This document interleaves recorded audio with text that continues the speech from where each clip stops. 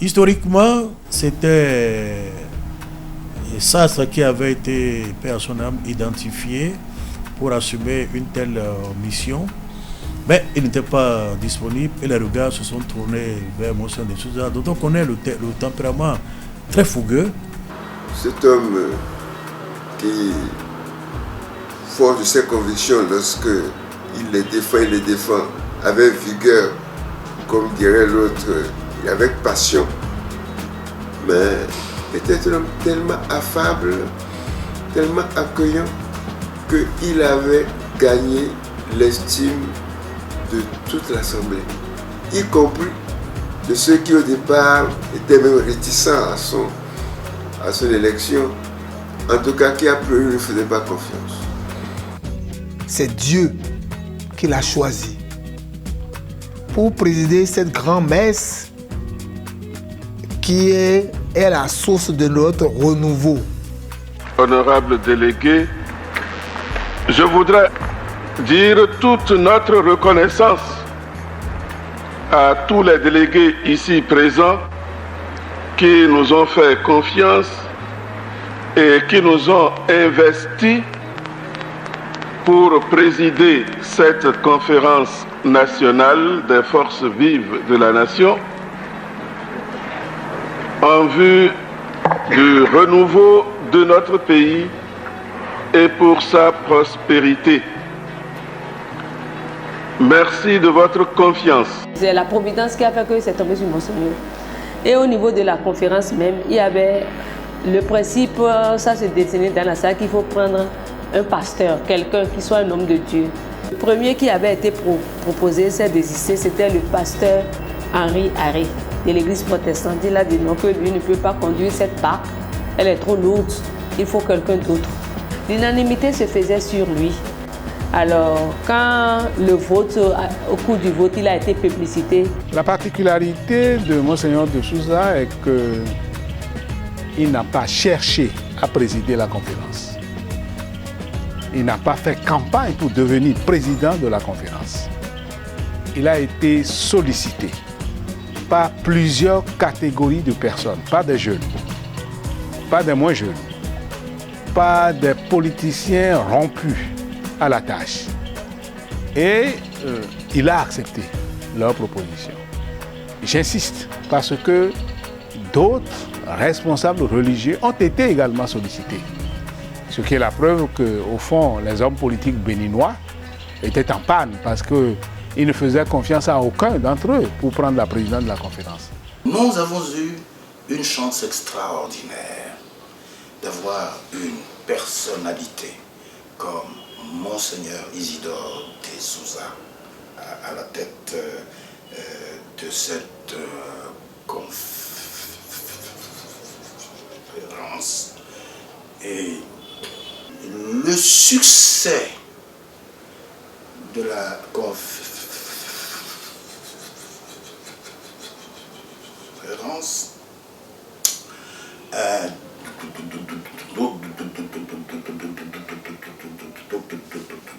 doit énormément à la rencontre de deux personnalités. Le président Mathieu Kérékou et Monseigneur de Souza. Tout le monde se souvient de cet instant poignant de la conférence où le président Kérékou a dit presque en pleurant, ceux qui étaient assis en face de lui ont dit qu'il aurait versé des larmes, mais je n'aime pas affirmer ce que je n'ai pas vu. toujours est-il que sur un ton ému et empreint d'une grande sincérité, il a dit à un moment donné, mon Seigneur, si j'ai péché, je me confesse, donnez-moi l'absolution. Nous pensons que vous n'hésiterez pas à accepter de nous confesser. Nous sommes venus nous confesser. Monseigneur a très humblement accepté cette charge parce qu'il voyait que c'est une charge très difficile. Mais ses atouts ont été seulement son calme. Monseigneur était quelqu'un de souvent calme. Le deuxième atout chez lui, c'était l'écoute. Il écoutait énormément tous les sons de cloche et il essayait dans la mesure du possible de donner la parole à toutes les tendances. Au sein du bureau, il avait une stratégie, la concertation permanente. Parfois même, il se concertait rapidement 2 ou 3 minutes dans la salle devant nous. Face à certaines situations, il demandait l'avis des autres. Donc, il ne travaillait pas seul. Donc, c'était une équipe soudée. Il prenait les points de vue des autres pour voir, face à ça, quelle attitude on adopte, qu'est-ce qu'on fait. Monseigneur a choisi de se mettre au service de son peuple. Il a très bien fait. Il avait des atouts pour réussir cette mission. Il est resté serein, fidèle à sa foi, fidèle à Dieu, patriote, soucieux simplement de la réussite de la conférence pour que le Bénin sorte de la dictature et du marasme économique dans lequel il était. Il avait cette souplesse d'esprit. Il avait l'ouverture d'esprit nécessaire. Il avait également la bonne stratégie pour concilier tous les antagonismes. Certains diraient, comme lui-même n'avait pas d'intérêt à sauvegarder, et que son seul intérêt, c'était l'intérêt du pays, c'était l'intérêt des Béninois qui souffraient tant. Le pays était totalement désaxé, on était sans repère. Il a joué un rôle essentiel de par sa personnalité, de la confiance qu'il a pu susciter auprès de ceux qui travaillaient avec lui et de l'opinion publique. Ses qualités de dialogue, de négociation ont permis d'apaiser notamment les tenants de l'ancien régime pour éviter les dérapages incontrôlables et l'échec de la conférence. Et je ne pense pas que ce succès soit véritablement dû au fait que Monseigneur de Souza était évêque. Car dans d'autres pays, après le Bénin, des évêques ont bien été désignés comme présidents de certaines des conférences nationales qui ont suivi la nôtre et qui ont cependant lamentablement échoué. Donc, je pense que c'était dû au charisme personnel de l'homme Isidore de Souza. Grâce à Monseigneur de Souza, qui a su être en constant contact avec le président Kérékou, ils se sont consultés tout le temps pour calmer les ardeurs, construire le consensus. N'était-ce l'adresse, n'est-ce pas, la maestria, le doigté de Monseigneur de Souza, ça aurait été difficile. C'est lui qui allait voir le président Kérékou, qui essayait de lui parler. Ce n'était pas acquis cette conférence. Donc c'est lui qui, vous le voyez disparaître de la salle et revenir. Quand ça chauffait parfois, il fallait avoir le comportement qu'il fallait, les mots appropriés pour calmer et rassurer le président Kérékou en ce moment-là. Il avait une perspicacité terrible. Il avait le doigté, il savait parler à Kérékou, il intervenait. Et il a été aussi pour beaucoup dans l'amnistie qui a été donnée Il a été pour beaucoup de calmer tous ceux qui ont souffert. Et ça, c'est pas facile que ce soit fait ainsi.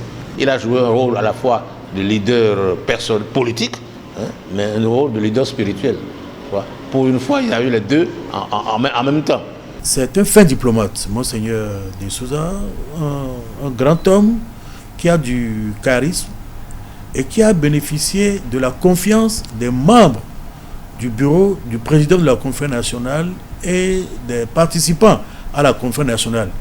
D'abord, comme il est un religieux, il n'apparaissait pas comme un concurrent. On pourrait donc penser qu'il était sincère, honnête et qu'il cherchait l'apaisement pour que le Bénin retrouve la paix, la quiétude. C'est un fin diplomate et qui est aussi un très grand croyant. Parce que quand il présidait la conférence, il n'hésitait pas à continuer à prier pour implorer la paix pour notre pays. Et il sait aussi prendre les décisions qu'il faut. Il a montré à la fois de la diplomatie, de la rigueur, mais aussi il a eu un sens spirituel. Il a été vraiment aidé par, on est entre chrétiens, aidé par l'Esprit Saint. Il avait donné des instructions à toutes les églises pour que le Saint-Sacrement soit exposé nuit et jour. Et pendant la conférence nationale, il répétait, je demande à tout le monde de prier Dieu, catholiques, protestants, musulmans, même nos frères du culte vaudou, il leur demandait d'implorer Dieu. Je vois les choses d'un point de vue d'un prêtre. Et alors, la prière des croyants, des chrétiens, mais aussi des musulmans, pour que la conférence ait un succès. De manière que j'ai un souvenir, pour moi, je vous le disais tout à l'heure, ces années-là ont été vraiment une leçon de vie pour ma vie sacerdotale et aussi pour mon service diplomatique. Lui-même, il priait intérieurement. Parce que par moment, vous le surprenez en train de tenir sa croix, parce qu'il avait une grosse croix sur la poitrine, vous le surprenez en train de tenir sa croix. Donc ça, c'est bien qu'il parlait à son Dieu face à certaines situations, demandait certainement l'éclairage de l'Esprit Saint. Monsieur nous a beaucoup apporté. Vous savez qu'il est juriste lui-même, de formation. Bon, donc, il pouvait apporter son apport. Merci à Monseigneur de Souza pour avoir présidé avec une infinie patience et une exceptionnelle maîtrise des débats parfois houleux, mais qui, grâce à lui, sont restés dans les limites de la plus grande courtoisie et d'une totale franchise. La particularité vraiment de la conférence nationale du Bénin est que vous aviez à la tête Monseigneur de Souza, qui était avant tout un homme d'une grande spiritualité, un homme qui avait une préparation intellectuelle bien au-delà d'une préparation intellectuelle normale. Et troisièmement, il avait une sensibilité très forte vers les pauvres. Il est très lié d'amitié avec les chiffonniers. Non? Et alors, la personnalité pour moi de Souza a été fondamentale, avec sa prudence, avec aussi sa force, hein, et avec sa capacité de convaincre Kérékou. On ne savait pas comment la conférence nationale terminait. Hein? Et il y a eu son œuvre patiente de le convaincre pour vraiment ouvrir le pays sur ce chemin. Et après, la période de transition qu'il a vécu comme président de la République, on peut dire, qu'il a pris cet engagement bien déterminé, hein, parce qu'on a dit plusieurs choses sur cette affaire. Il savait très bien, il avait l'appui du cardinal Gantin, et il a pu donner sa contribution. Comme nous disions entre nous, pendant la conférence et après, il y avait une main invisible Il avait la main de Dieu, que Dieu était présent. Monseigneur déposait toujours sa croix sur la table devant lui. Souvenons-nous de ces mises en garde au moment où la tension était à son paroxysme au PLM Alédio. Plaise à Dieu qu'aucun bain de sang ne nous éclabousse et nous emporte dans ses flots. Plaise le ciel qu'aucun bain de sang, qu'aucun bain de sang ne nous éclabousse et ne nous emporte dans ses flots. On ne voyait plus l'homme d'église, on ne voyait plus l'évêque, l'archevêque de Cotonou. On ne voyait plus l'homme en soutane. On voyait l'homme tout court, l'homme avec un grand tache. L'homme qui avait compris que son peuple, en tout cas que la représentation du peuple qu'il était en train de diriger, avait soif de quelque chose. Et très vite il a perçu ce quelque chose-là, c'est-à-dire un changement radical, un changement profond. Et il a vite adhéré à cela. Il a joué un rôle exceptionnel de guide, de timonier au sens propre du terme, n'est-ce pas, pour conduire le bateau de façon à ce qu'il ne chavire pas. Il était respecté aussi bien au sein de son église qu'en dehors. Et je crois que c'est vrai. Et tout le monde l'acceptait comme leader. Les œuvres de ce genre-là demandent des hommes qui sont hors du commun. Surgir, agir et disparaître pour que la semence porte du fruit, c'est cela, Isidore de Souza. Non, Seigneur, qui est qui ici? La conférence est zéro. Prenez 1, 2, 3. Kérékou reste là. À un moment donné, conseil, je ne sais pas parce qu'il aime la politique. Mettez le conseil constitutionnel quoi. Manga, prenez-le, mettez le conseil économique. Il n'a qu'à aller chercher l'argent en France ou en Allemagne. Zissou, prenez-le aussi. Va chercher chez tes amis. Mais seulement n'oubliez une chose. De Souza, garde la maison. C'est un don de Dieu, un don du ciel. C'est un don de Dieu parce que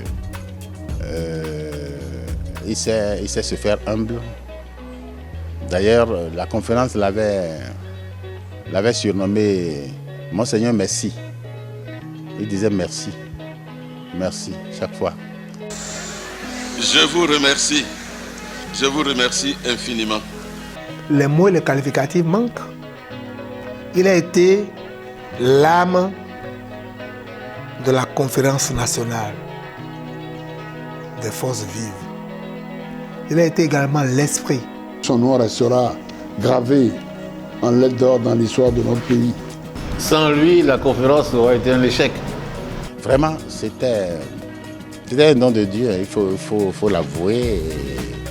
Et cela prouve que nous n'avions pas tort de rechercher que ce fût un homme d'église, parce que lui, il dirigeait sans y mettre le moindre calcul de l'après-conférence. Il a été une étoile dans la vie politique de notre pays. Et je pense que l'histoire lui sera reconnaissante d'avoir permis ce passage d'un régime fondé sur le matérialisme athée vers un régime politique de plus de liberté. C'était un tournant, je dirais, dans l'histoire du Bénin et aussi un exemple pour tout le continent africain. Les autres conférences nationales n'ont pas eu le succès que le Bénin a eu, parce que les éléments fondamentaux n'étaient pas là. La démocratie qui a fait du Bénin le seul pays, et ça c'est à vous qu'il faut rendre hommage aux Béninois, le seul pays qui est arrivé à la démocratie sans avoir comme ça, sans voir du sang parmi sa population. Son nom restera à jamais dans l'histoire de ce pays pour cette conférence nationale qu'il a présidée brillamment et qui a donné le ton en Afrique, n'est-ce pas, à régresser dans le mal, n'est-ce pas, à ne pas faire que le mal triomphe. Mais nous sommes des hommes, il faut toujours être vigilants. Que sont devenus les fleurs aujourd'hui dans le domaine de la démocratie pure? Le Bénin est-il encore un exemple?